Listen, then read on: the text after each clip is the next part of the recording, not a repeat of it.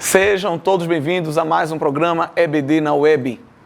Com a graça de Deus, estamos chegando na penúltima lição. Que bênção, trimestre abençoado, trabalhando aí com a doutrina da antropologia. Uma grande riqueza, com certeza, esse trimestre para todos nós. E hoje estaremos estudando sobre Cristo. Mas o que é que Cristo tem a ver com antropologia? Tudo! Pois além de Deus, ele também é homem. Oh, como é isso? Pois é, uma pessoa talvez que nunca leu a Bíblia pode se assustar, mas nós que temos uma boa base doutrinária, estamos frequentando a EBD, os cultos e conhecendo a doutrina, a palavra de Deus, sabemos que Jesus é verdadeiramente homem, verdadeiramente Deus. Nós estudamos isso. Quando ele se encarnou, ele cumpriu essa dupla posição. E esse tema, embora esteja bem esclarecido em nosso meio, mas ele ainda gera muitas dúvidas, muitas polêmicas. E isso não é de hoje. Ao longo de toda a história da igreja, as pessoas ficavam um pouco em dúvida. Surgiram várias teorias tentando explicar, mas, graças a Deus, nós temos hoje uma posição bem definida. Existem pessoas capacitadas por Deus que transmitem a palavra, vão nos ensinando e a gente vai aprendendo quem é verdadeiramente Jesus. E como diz o título da lição, Jesus é o homem perfeito. E nele nós podemos tirar algumas lições para a nossa vida. É importante então, irmãos, chamar a atenção sobre essa natureza de Cristo.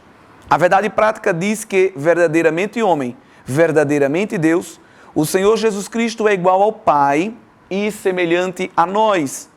Sua divindade e humanidade não são aparentes, são reais, perfeitas e planas. Ao longo da história, nós vamos ver diversas correntes teóricas tentando explicar como se dava essas naturezas do Senhor Jesus. Muitos vão negar a sua natureza humana e ou a sua natureza divina. Toda corrente teórica que nega ou tenta subtrair uma das duas naturezas do Senhor Jesus é pura seita e heresia. E nós devemos refutá-la com base na Bíblia Sagrada. Nós temos um dos primeiros, que é o apolinarismo, que foi elaborado por um bispo de Laodiceia, Apolinário. Ele dizia que Cristo tinha o corpo humano, mas a sua mente era divina. Era assim que ele compreendia. E nós sabemos que isso está completamente errado. Depois apareceu uma outra corrente, o nestorianismo, de Nestor, bispo de Constantinopla. Ele vai dizer que haviam duas pessoas em Cristo, a pessoa humana e a pessoa divina. E depois surge o monofisismo proposto por Eutico, que vai dizer que havia uma só natureza, resultante da mistura da porção humana e da porção divina. Uma analogia que explica bem essa corrente teórica, infundada de acordo com a Bíblia, é você pegar uma jarra de água e uma tinta guache, e pegar um pingo de tinta e jogar naquela jarra de água. Mistura, no final você tem um líquido preto. Aquele líquido nem é mais água e nem é tinta. Ele é uma mistura das duas coisas.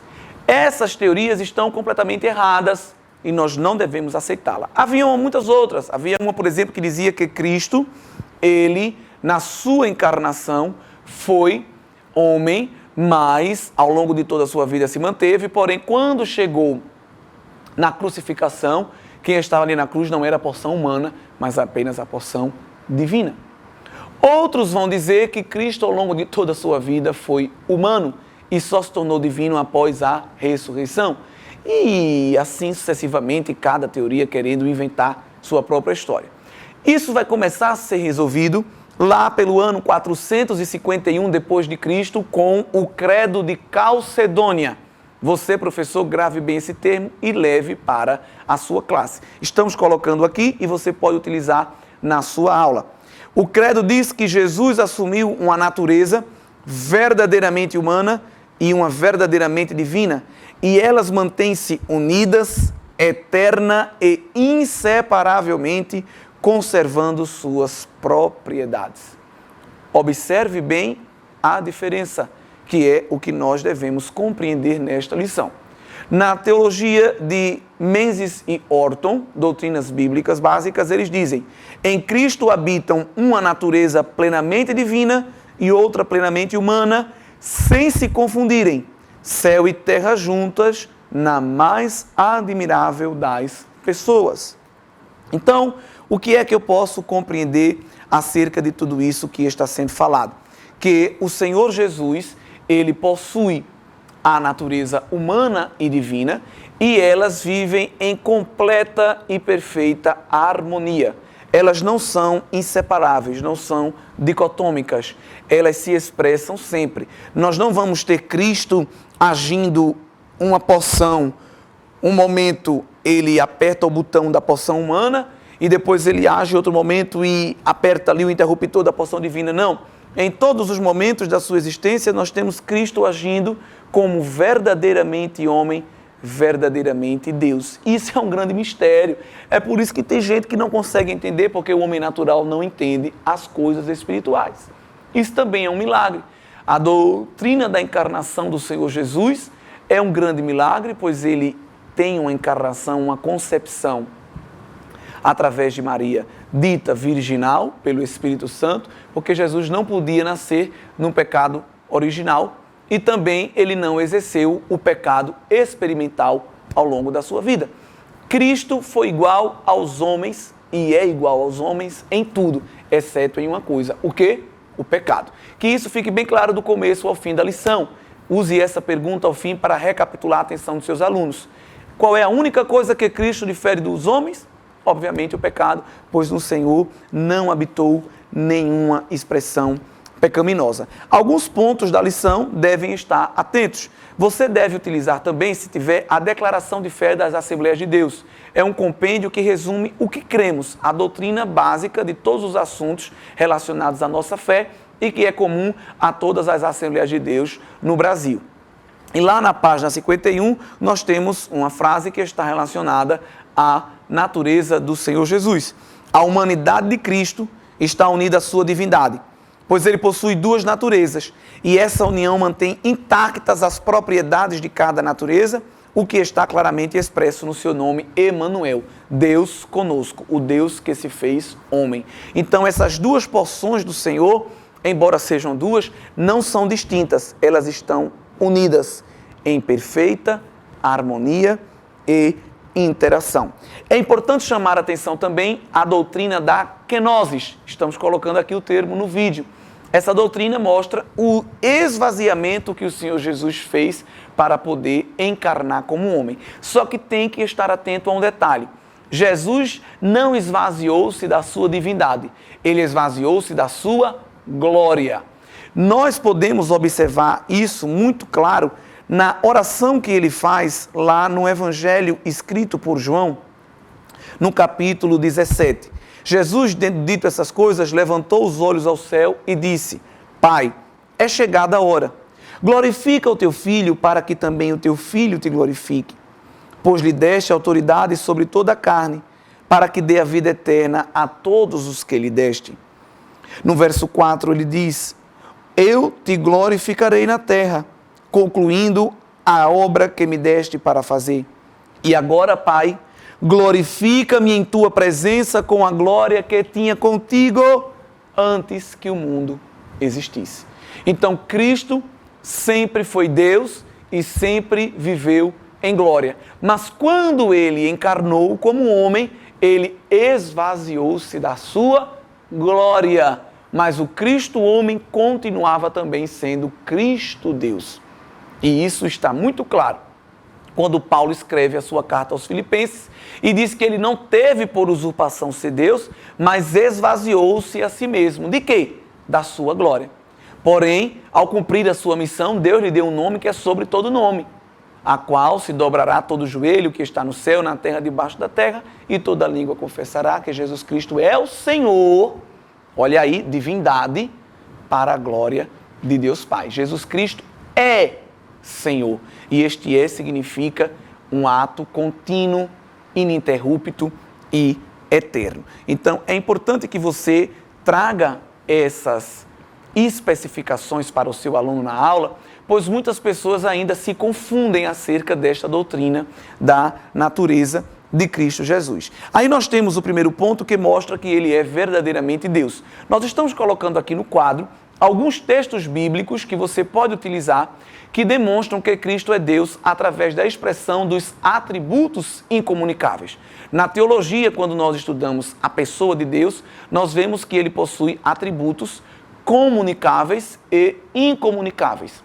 Há porções da personalidade de Deus que ele divide com o homem. Por exemplo, a sua sabedoria, o seu amor e a sua santidade. Por outro lado, há porções da personalidade de Deus que ele não partilha com o ser humano. Quais são essas três? Onipotência, onisciência e onipresença, as três mais conhecidas. Então você pode utilizar essa tabela que tem expressões de Cristo quando estava aqui na Terra, em que demonstra que ele era onisciente, onipresente e onipotente. E aí, querido professor, você pode utilizar essa tabela pedindo que o estudante pesquise o texto bíblico e diga qual é o atributo, ou você pergunta o atributo e pede para ele pesquisar o versículo, a referência bíblica em que ele aparece. E aí você vai observar que a sua aula vai ficar muito dinâmica e ao invés do aluno ficar somente ouvindo, ele também vai participar ativamente. Um dos textos mais conhecidos que revelam Cristo como Deus está lá em Mateus capítulo 28, versículo 18, quando Jesus diz: é-me dado todo o poder no céu e na terra. Esse todo o poder aí fala de onipotência e só quem tem isso é Deus. Logo, Jesus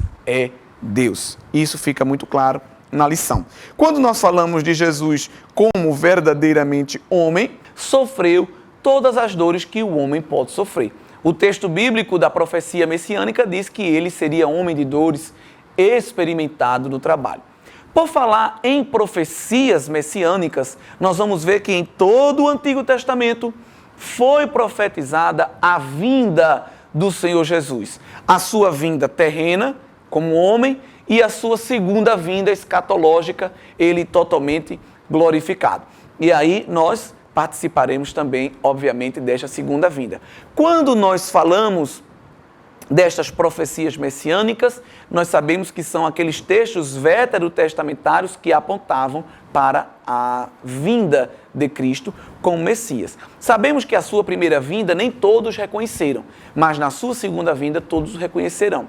É claro que a primeira vinda do Senhor Jesus, ele se manifestou como Deus, mas também se manifestando como homem, e como o homem tende a olhar para a aparência, muitos olhavam para aquele Cristo, nascido em Belém, morando em Nazaré, tendo uma profissão de carpinteiro, vivendo esta vida corriqueira ali na Galileia. Então as pessoas não diziam assim: como é que esse homem pode ser o Messias? Precisava de fé. E Jesus veio realmente para quebrar os paradigmas, abalar as estruturas sociais, e somente aqueles que tinham um coração humilde e devoto e fé puderam compreender que verdadeiramente ele era homem e era Deus. E na sua segunda vinda esta será diferente, pois aí ele vai vir com muita glória. Na primeira vinda nós vemos que ele revelou a glória. Mas como foi que ele revelou a glória? Não foi descendo com anjos, fazendo todo este alarido. Nós vimos que a glória de Deus se manifestou através de Cristo nas obras, nos sinais, nos prodígios e maravilhas que ele exerceu. O Evangelho de João diz que nós vimos a sua glória como a do unigênito do Pai.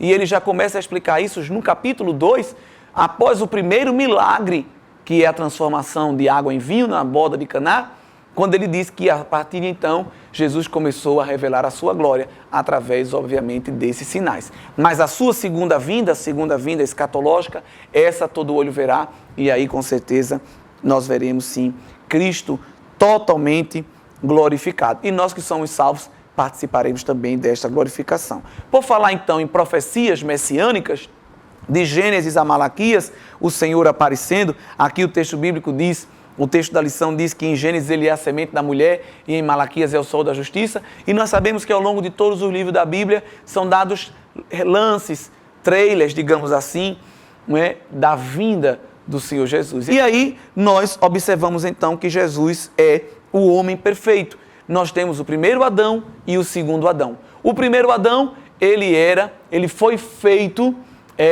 alma vivente. O segundo Adão é espírito vivificador. Veja que diferença legal. O primeiro Adão foi feito, porque Adão, homem, teve início, meio e fim.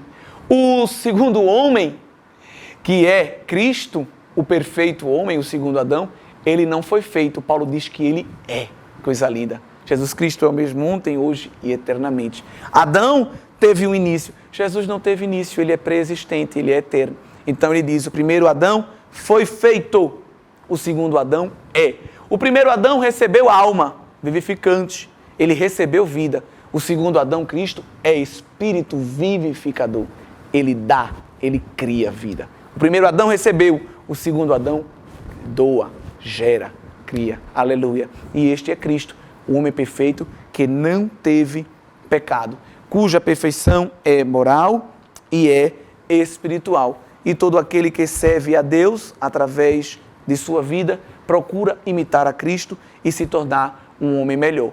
Porque se nós imitarmos a Cristo, nós nos aproximaremos desse padrão de perfeição moral e espiritual. E aí, queridos irmãos, eu creio que você trazendo todos esses subsídios, a sua aula será uma grande bênção. É importante também chamar a atenção que a própria Bíblia não esconde a humanidade do Senhor Jesus. Nós temos aí alguns textos bíblicos que vão demonstrar que ele realmente é homem. E a carta aos Hebreus, por exemplo, vai mostrar isso muito bem. Mas, por exemplo, capítulo 4, versículo 15 da carta aos Hebreus.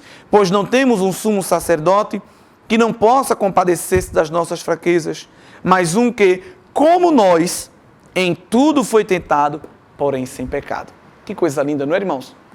E aí nós vamos observar que nesses textos, o escritor aos Hebreus, mostrando que Cristo é Deus e que Cristo pode entrar num santuário celestial e intermediar a relação do homem com Deus de forma eterna. Ele faz isso porque ele não teve nenhum pecado. Mas não é porque ele vivia numa bolha sendo protegido. Sofreu tudo que nós sofremos e foi aprovado. O trabalho da sua alma, ele, Deus Pai, verá e ficará satisfeito, dizia a profecia bíblica. Mas nós vamos ver também que a Bíblia não esconde a divindade do Senhor Jesus. E quando nós vamos observar, Jesus, no Novo Testamento, ele vai ser chamado de Senhor, ele vai ser chamado de Deus. E a palavra original ali para Senhor, utilizada, era Kyrios. E isso é muito interessante, pois na Septuaginta, Kyrios vai aparecer mais de 6.000 vezes para traduzir a palavra Deus. E quando nós vamos observar no Novo Testamento, Cristo vai receber esse título, a palavra Kyrios, que significa Senhor. E só quem recebia essa terminologia era Deus. Mas se os escritores, eles vão utilizar, inspirados pelo Espírito Santo, esta palavra para se referir a Cristo, obviamente é porque Cristo também é Deus. Como nós vamos observar, uma das primeiras ocorrências do Novo Testamento está lá no Evangelho escrito por Lucas, no capítulo 2 e o versículo 11. Na cidade de Davi vos nasceu hoje o Salvador, que é Cristo, o Senhor. Isso é quando os anjos apareceram para os pastores em Belém. E lá no versículo 18, todos os que ouviram maravilharam-se de que os pastores lhe diziam. Por quê? Porque estavam falando ali do nascimento de Deus. E os homens disseram, Deus? Não é? Então veja, Cristo aqui sendo anunciado pelos pastores como Deus. Que a palavra original que nós vemos aqui na Septuaginta é Kyrios. Então, irmãos, esta lição é riquíssima e ela nos motiva a dar glória a Deus, porque nós temos em Cristo um padrão perfeito que nós podemos seguir para nossas vidas. Que a sua aula seja uma bênção e que não saiamos apenas sabendo termos e conceitos, mas que saiamos, sobretudo, com muita vontade de nos tornarmos melhor, mais santos, seguindo o exemplo de Cristo. Que Deus abençoe a todos, em nome de Jesus.